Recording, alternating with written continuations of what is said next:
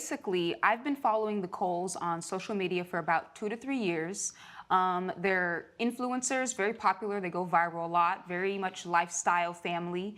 Also, Nyla, Mrs. Cole, opened up about infertility issues that she was having. And it was very vulnerable. It was very amazing that she did that. So I've been following their journey for quite some time. So they posted a social media video basically saying that they wanted to have this wedding-style luxury event. They were going to have a ceremony at St. Patrick's Cathedral, then a luxury-style tour of New York, luxury bus, I'm expecting champagne, all of that, and then a fine dining dinner experience at the very end. So the ticket itself was $777. Each? Each. Yes. Each person? Yes. Ooh, I almost choked. $777 each. Yes, yes. To come to their ticketed wedding. Yes, and I had bought 2 tickets, one for me and one for my friend Lisa. So. Do you have any evidence that shows what they were advertising? Yes. Here I have an Instagram post that also says it'll be spreading awareness about infertility. They'll be having their wedding reception, ceremony, all that. I have the receipt of the ticket, the 2 tickets that I had bought for the event. And then there's just like some pictures of, you know, what to expect, the bus, the sightseeing, stuff like that. So Mr. and Mrs. Cole, you guys are married now, Yes, right? How long have you been married? A year now. A year now. Congratulations. Thank Great. you. Still newlyweds. Okay, so you decided to have something called a ticketed wedding. Yes. Where you offered people the experience of coming to see you get married. It was that, but it was also the experience of being able to donate to a charity that we cared so much about for All right, infertility. how much of the proceeds would go to the charity? It was $23,000 that we donated. Okay, and how much did you collect? $116,550. So basically you had people giving and donating money and you only donated a small portion to the charity. Yes. Okay, did you also say which percentage of the funds the charity would get? That is... Not specifically, Your Honor. Yeah, not specific.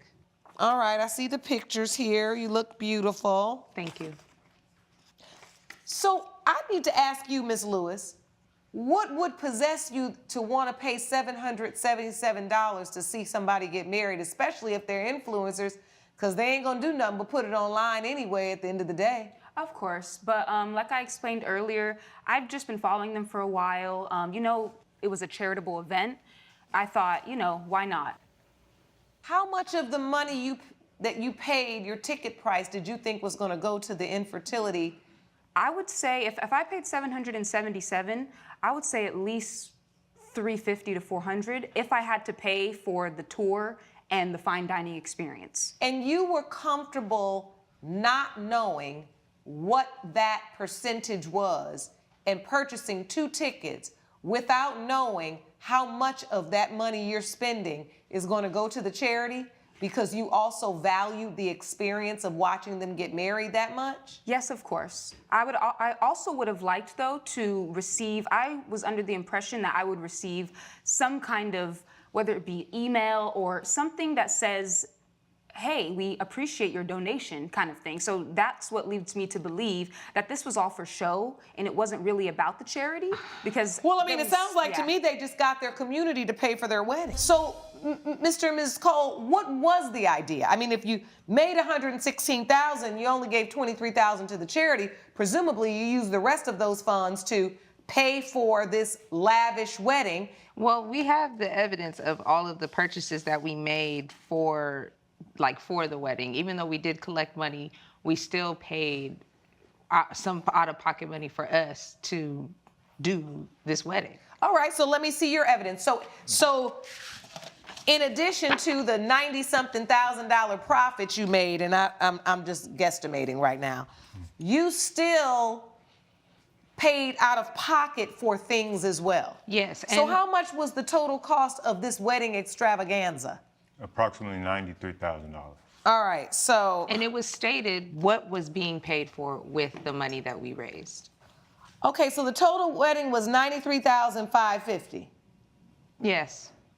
That's how much you had after you donated the $23,000. So I think we switched it. We paid for everything with that money that was used. The $93,000 we paid for the transportation and the production and the food and the tour and everything. And then what was left over from that, we paid $23,000 and donated that to Hope for Love. So you basically paid for your wedding with the money that your community donated, and what was left over, you gave it to the charity. We explained this from jump though, like what we were funding. Like everybody, this was on video. We posted Do you it on guys social have any media. of the videos? The social media, it's on our social media. 1 out of 6 people will experience infertility, yes. At 17.5% of all adults. There was barely anything about infertility awareness. There was supposed to be a video on the bus. If you could see in one of the pictures that I provided, we somehow didn't even make it onto the luxury bus. Me and my friend Lisa, we ended up getting on this very janky bus that looked like it just came to drop somebody else off because they ran out of room. What happened to the luxury bus? It got full. It was full. We and thought that we bought a ticket, so we were set in stone. Apparently, it got full, and we had to ride in this bus that had no presentation about the charity. Why weren't there more luxury buses to hold all of the people with the tickets, Ms. Cole? I think we had a miscalculation of people, and we only ordered 3 buses, which holds 50 people per bus. How did you miscalculate? Because friends and family came. Had they paid? No. Family did not. Family So did not pay. family didn't pay. Because there was a wedding party. So there was a wedding party. They didn't pay. So people who didn't pay took seats for people who did pay for the seat. Some of those people didn't even get seats either, Your Honor. Some of the people were also on the standard bus with them. How many people were on? Why wasn't the family just on the standard bus since they didn't pay? That was question. not up to me. That was up to the event planner. So you had an event planner, Yes. and you still were short buses. Yes. Did you know on that day when you're trying to get married that you were short the buses, or did they not even tell you this and just let you? It was kind of all last minute. I actually don't really remember, but I know that it was a quick turnaround and we couldn't, So Miss Lewis, tell me what else. So you paid to get on the first. It all started with the luxury bus, Yes. and you didn't make it on that. No. When the bus was full, what did they tell you? I got sent an email, which is also there in the evidence. They basically said that we ran out of buses, so I figured, okay, we'll just wait for another luxury bus. But instead, this other bus comes to pick us up that's nowhere near luxury. No champagne, no TVs. It was out of our control. Just a rinky-dinky little bus. Definitely not worth $777. Okay, this one is a wild concept influencer. Couple charges people $777 per ticket to attend their own wedding, marketed as this luxury experience with a cathedral ceremony, champagne, bus tours, fine dining, and raising infertility awareness for charity. Sounds beautiful, right? Except they collect over $116,000 total and only donate $23,000 to the actual charity, using the rest over $90,000 to fund their own wedding. And the plaintiff, who genuinely believed she was donating to a cause close to her heart, doesn't even get the luxury experience she paid for. She gets bumped off the champagne bus because they miscalculated how many buses they needed, while non-paying family members took up seats meant for paying guests. So instead of the promised luxury tour, she ends up on what she calls a rinky-dinky little bus with zero charity. Presentation, zero champagne, zero anything close to what she paid for. Sir, ma'am, you basically crowdfunded your own wedding using an infertility charity as the marketing hook. This one's about to get messy. Let's get into it. It was out of our control. So now the truth is you're admitting here today that you had people pay for an experience that you could not provide, but you claim it was out of your hands because you were getting married and your event planner was dealing with that. That was the only mishap, though. All right, Everything was else, that the only mishap? That was No, the Your Honor. So the luxury bus, you didn't get to do that. So you were riding around New York in an old raggedy bus. Yes. It was not raggedy. What was it? It was decent. Anybody have any pictures? Did you see the I bus? submitted a picture. This is the bus right here? Yes. Yes, ma'am. Yeah, this is not a luxury bus. It couldn't be luxury because they ran out of buses. And I paid $777? But they got the rest of the experience. So did you get the rest of the experience, Miss Lewis? Tell me what else happened. We ended up getting to the reception late because we had to wait for the janky little bus you saw on the screen. Because you had to order more buses because the luxury buses were full. So then you got to the reception late. We were late to the reception. Everyone was already eating, so the food was cold. We didn't even get to have the appetizer. And before we even feel like we got to settle in, they were already cleaning up. And to me, $777 is crazy, but you could pay that at a really nice restaurant. So I figure add that with the wedding and the tour, it could be valued at that if the fine dining You're feeling like is... for New York prices, for a person, $777 where you would get a tour, which you'd probably pay about $100 to $200 for in New York. And then you're getting a luxury dinner with courses. Fine dining, and then you're drinks. also sharing the day with some of your favorite influencers, and you're also donating to charity. In your mind, that all rationalized. Yes. The only problem is that you feel like the bookend of it you didn't receive. Clear that you outlined an incredible day that you had people pay for. Yes. And then some of those people did not get the experience of that day. We didn't know that people weren't enjoying themselves. Everybody was taking pictures, they were laughing, they were having fun. There wasn't anything that was... People you were around. You know, what? No, the people you were around too, we have pictures together. You were happy and That was right after the joyous. ceremony, before everything just hit the I fan. saw you during the dinner and you were having fun and we were joking Why would we around. walk up to you and tell you that we're having a bad We didn't time wanna at ruin your wedding? day. Okay, ma'am, You if never you're going told to, us ma'am, that. please stand up. I want to hear from you before I Sorry. You Your never give my told us ruling. that you weren't State having your name a for good the court. time. My name is Lisa Turner. Hi, Ms. Turner. You were Ms. Lewis's guest. Yes. So can you give your account? So Brianna actually bought my ticket for me because she was giving, it was a kind of like a birthday gift. We haven't seen each other in a while, so she wanted to do something nice for me. And like she said, we were expecting a luxury experience, you know, nothing, just the fact that we were waiting for the bus for what felt like an hour. We don't have any music, we don't have any champagne, like nothing that's giving a party vibe. So we're like, okay, maybe when we get to the reception, everything will be fine. But we pull up like, okay, it looks all right. But we were late. Everything was late. So we get to the reception. Everybody's already eating. They had salad and It then was they a had, strolling menu where you had to get a plate and walk around? People were No, giving we you had a people plate. serving. catered. But we It were was late. catered. It was catered with a sit-down meal? yeah, Yes. but we were late. So like they weren't bringing it. Okay, this part is where the couple tries to gaslight their way out of it.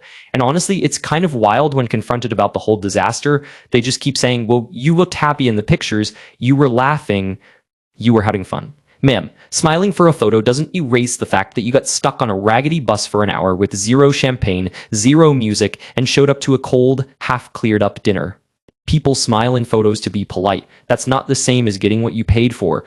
But then the judge does something smart. She brings in the plaintiff's actual guest, Lisa, to testify independently. And Lisa's account basically confirms everything, with an even more painful detail. Brianna actually bought Lisa's ticket as a birthday gift, meaning this wasn't just Brianna's money wasted, it was a gift experience ruined too. Lisa describes waiting nearly an hour for the bus with no music, no champagne, none of the party vibe they were promised. And by the time they finally got to the reception, everyone else was already eating and nothing was left out for latecomers. So now we've got two independent witnesses confirming the same broken promises. And the couple's only real defense so far is basically, but you smiled in some pictures. That's not holding up well at all. By the time the bus was late and you got there, you got the end of the food. It wasn't as if there was still your plate service of what you would have ordered. You were basically dealing with the end of the meal. Not the a scrap. $777 experience. Well, no, because I'm thinking that's not what the invitation says. A 3-course meal on the top of the blah blah blah. And we gave that. But no, they didn't have it. Are you guys hearing the testimony? I think, and this is what's difficult because you're in your bliss, you're newlyweds, you know, you're influencers. You obviously have a community of people who love you enough to pay $777 and basically buy you a lavish wedding, and then come and be treated like crap. What I'm not seeing from you all is enough accountability for what didn't go right. And it seems like to me you curated a beautiful day. We did. And I have had a wedding, so I understand how when you're in the moment of that you don't necessarily know what was happening and what wasn't happening in real time, but that doesn't make you not responsible for the money you collected from people in the name of having your wedding. Now, Miss Lewis, you're suing for emotional distress, which to me, there is not enough extreme conduct that would warrant you having a judgment for emotional distress. Right. It also here says you're suing for fraud, right? We're and not fraud fraud. requires you to prove that they intentionally defrauded you. They intentionally set out to take something from you. Could have said, oh, some of our followers didn't get their experience. Let us call them. Let us see what happened. Oh, we'll give you your money back. Because at the end of the day, somebody's experience at your wedding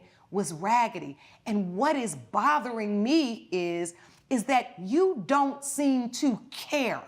Okay. Because it's also, for me, leaning to the fact that you've used an infertility cause to buffer up to pay for your lavish wedding. No. Okay? No, I'm trying not to go there. No, that's I'm not what trying not to go there because it's not funny. No, it's not funny. And that you don't play with that. I don't play with There that. are people I in suffer this from world that. struggling with that. You don't play with that. No, our dream was to be able to donate to Hope for Love because I do suffer from infertility. Okay, This your was something dream we turned really into wanted be a to do. nightmare for them. And for that reason, you owe Miss Lewis $1,554 because she did not get a luxury experience. Court is adjourned. All right, we already saw them try to you looked happy in the pitcher's defense, but I did not expect the judge's closing statements to be this pointed, so let's watch how this whole influencer wedding disaster finally wraps up, because there's a moment near the end that genuinely stopped the whole courtroom cold. So first, the judge cuts straight through the couple's excuses and lays out the real problem. Regardless of how beautiful their day was for them, they collected real money from real people under the promise of a specific luxury experience. And by their own admission, that experience simply wasn't delivered for everyone who paid. And the judge makes a really important point here about accountability. She says she understands that when you're in the middle of your own wedding, caught up in the joy of the moment, you genuinely might not notice every little thing going wrong in real time. That's a fair human observation, but then she pivots hard, saying that doesn't erase your responsibility for the money you collected in the name of that event. Being blissfully unaware doesn't cancel out financial accountability. Then we get into the actual legal breakdown, and the judge is refreshingly honest about the limits of the case, and she explains that emotional distress claims require truly extreme conduct, which this doesn't quite rise to. And fraud requires proving intentional deception, meaning they set out specifically to trick people. And honestly, the judge doesn't seem convinced that's fully proven here either. So right when it feels like this case might fizzle out into nothing, she pivots to what actually matters. She tells the couple that once they became aware some guests didn't get their promised experience, the right move would have been to reach out, acknowledge the failure, and offer refunds. Instead, their response has basically been indifference, and that lack of accountability is clearly what's bothering her. The comer most. And then we get to the moment that really elevates this whole case. The judge brings up the infertility angle directly, saying it's hard not to notice that they used a genuinely emotional, vulnerable cause to help justify charging people this much money for their wedding. And when Nyla tries to push back, saying their dream was genuinely to donate to Hope for Love because she does struggle with infertility herself, the judge doesn't back down. She delivers one of the sharpest lines of the whole case. Your dream turned into a nightmare for them. That's not dismissing her infertility struggles as invalid, it's holding her accountable for how that genuine cause got entangled up with profiting off a wedding that didn't deliver what it promised. And then we get the actual ruling. The judge orders the couple to pay Brianna $1,554, essentially covering both her ticket and her friend Lisa's ticket, since neither of them received anything close to the luxury experience they paid for. Not the massive emotional distress or fraud payout Brianna may have hoped for, but a fair, grounded judgment based specifically on the failure to deliver the promised service. And then that final exchange outside the courtroom is honestly one of the most deadpan, unbothered endings we've seen in a while. Brianna, clearly still frustrated, says this could have been an email, basically implying this entire dispute could have been resolved with a simple refund conversation instead of a public lawsuit. And Nyla's response is just cold and final. The verdict stands, and I'm not sorry. About it, you made a promise. You should have kept it. Unfollow us. And Brianna doesn't even hesitate, just says right when I get home. That's not reconciliation. That's a full and complete end to a parasocial relationship that clearly meant a lot more to the fan than it ever did to the influencer. So let's really break down what this entire case reveals, because underneath the luxury bus drama and the cold appetizers, this is honestly a pretty sharp commentary on modern influencer culture. Real people, genuinely emotionally invested in these creators' lives and struggles, paid actual hard-earned money, believing they were contributing to both a beautiful shared experience and a meaningful charitable cause. And when the execution fell apart, the response wasn't accountability or even basic customer service. It was indifference, dismissiveness, and ultimately telling a paying, invested fan to just unfollow. That's the real lesson buried in this case. Parasocial trust built over years of social media content doesn't always translate into actual respect or responsibility when real money and real promises are on the line. So real talk, chat, if you paid $777 to attend an influencer's wedding expecting a luxury experience and charity contribution and instead got a broken bus and cold food, would you have sued for a partial refund like Brianna did? Or would you have just quietly unfollowed and moved on? Let me know in the comments, and I will see you in the next one.